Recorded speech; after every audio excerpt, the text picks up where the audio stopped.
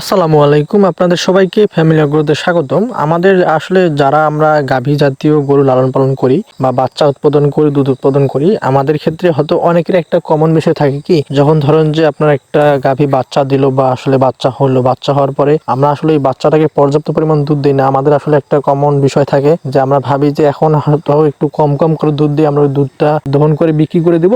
বিক্রি করে দেওয়ার পরে যে টাকা আছে ওই টাকা দিয়ে এখন আমরা ফিড আনবো, আর পরবর্তীতে যখন বাছুরটা আমরা দুধ ছাড়াবো বা দুধ ছেড়ে দেবে মায়ের দুধ, তখন আসলে আমরা তাকে বাজার থেকে ফিড নিয়ে এসে ফিড খাওয়ার পরে বড় করব।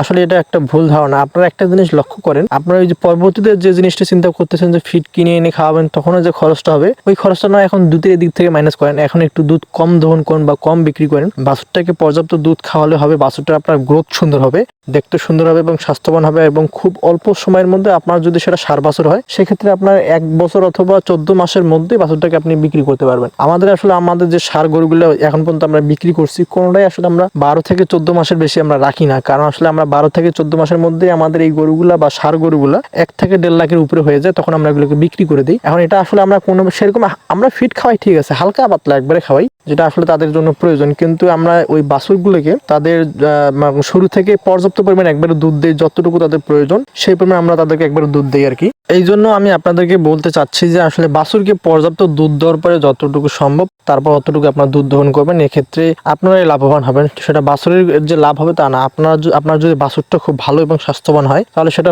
ভালো দাম পাবেন আপনি বিক্রি করলে। এই জন্য বলবো যে বাছুরটাকে পর্যাপ্ত দুধ দেওয়ার পর আপনার দুধটা দহন করেন, সমস্যা নেই।